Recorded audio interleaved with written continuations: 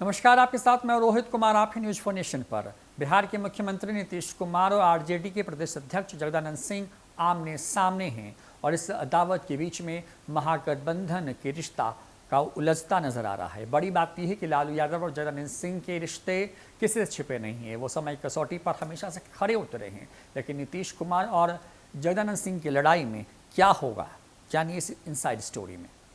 बिहार राजद अध्यक्ष जगदानंद सिंह प्रदेश के बड़े नेता हैं।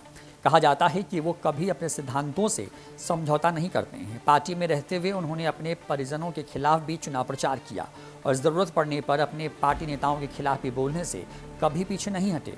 बिहार की राजनीति के जानकार नीतीश कुमार से इनकी दूरी के बारे में जानते हैं। कहा तो जाता है कि वो राजद जदयू की सरकार के विरोध में थे। इस बीच अब खबर ये है कि राजद की अंदरूनी राजनीति से भी वो आहत हो गए हैं। चर्चा तो ये भी है कि वो जल्दी ही लालू यादव से मिलकर इस्तीफा दे देंगे, मगर सवाल ये है कि वो ऐसा क्यों करने जा रहे हैं। दरअसल इसके पीछे की वजह जो सामने आ रही है वो यह कि उनके पुत्र सुधाकर सिंह को नीतीश मंत्रिमंडल से हटाए जाने से वो बेहद आहत हैं। इसके बाद उनका एक बयान काफ़ी सुर्खियों में था, जिसमें उन्होंने कहा था कि प्रश्न उठाने से नहीं होता है, बलिदान भी देना होता है। इस मसले पर सुधाकर सिंह ने भी कहा था कि मैं राष्ट्रीय जनता दल प्रमुख लालू प्रसाद यादव के निर्देश पर मंत्री बना था और उनके कहने पर ही मंत्री पद से इस्तीफा दे रहा हूं। हालांकि चर्चा तो ये भी है कि बिहार के डिप्टी सीएम तेजस्वी यादव ने नीतीश कुमार के दबाव के बाद सुधाकर सिंह से इस्तीफा देने के लिए कहा था। जाहिर है कि इस मुद्दे से सीएम नीतीश कुमार का नाम भी शामिल है, जिससे जगदानंद सिंह पहले से असहज हुए और इसके बाद आहत बताए जा रहे हैं। राजनीति के जानकार बताते हैं कि बिहार के ताजा राजनीतिक घटनाक्रम के पीछे लालू, नीतीश और जगदानंद सिंह के बीच की सियासी समीकरण की एक बड़ी भूमिका है। दरअसल एक वक्त तो ऐसा ही था कि जब नीतीश कुमार और जगदानंद सिंह बेहद करीबी माने जाते थे। पहली बार जगदानंद सिंह 1990 में लालू मंत्रिमंडल में शामिल भी हुए, क्योंकि नीतीश कुमार उनके पैरवीकार थे। लालू मंत्रिमंडल में जगदानंद सिंह इतने पावरफुल थे कि कई विभागों का जिम्मा उनके पास था। धीरे धीरे जगदानंद सिंह लालू यादव के इतने करीबी होते चले गए कि नीतीश कुमार से उनकी दूरी बढ़ती चली गई।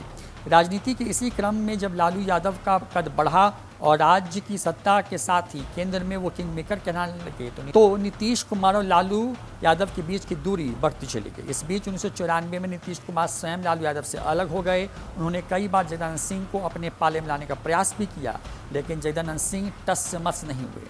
दूसरी तरफ तो दोनों के बीच सियासी दावत भी बढ़ती चली गई। इन दोनों नेताओं के बीच सियासी तौर पर दूरी और बढ़ती गई। ये दूरी तलखी में तब बदल गई जब जगदानंद सिंह ने बाढ़ संसदीय क्षेत्र से नीतीश कुमार के खिलाफ चुनाव लड़ रहे विजय कृष्ण का प्रचार किया था। साल 1996, 1998, 1999, 2004 के लोकसभा चुनाव में जगदानंद सिंह का विजय कृष्ण के लिए प्रचार करने से नीतीश कुमार लगातार परेशान रहे। ये खुलकर तो कुछ नहीं कहते, लेकिन उनके हाव भाव से कई बार ये जाहिर होता रहा कि जगदानंद सिंह को लेकर के वो सहज नहीं हैं। सिर्फ नीतीश कुमार ही नहीं, जगदानंद सिंह भी नीतीश कुमार को लेकर के अक्सर असहज ही लगे।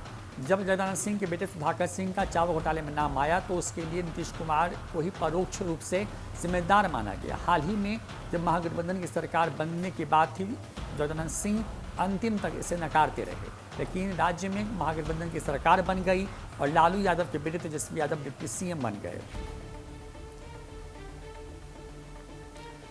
अब जगदानंद सिंह के सामने मजबूरी थी कि वो सहज दिखे, लेकिन अंदर जो टीस थी वो अभी भी खत्म नहीं हुई थी। राजनीतिक जानकार इस तलखी को लेकर एक और वाकया बताते हैं। जब बिहार में महागठबंधन की सरकार बनी और नीतीश कुमार लालू यादव से मिलने राबड़ी देवी के आवास गए, तो वहाँ उपस्थित सारे नेता खड़े हो गए, मगर जगदानंद सिंह बैठे ही रहे। साफ है जगदानंद सिंह के तेवर नीतीश कुमार को लेकर के अब भी नरम नहीं पड़े।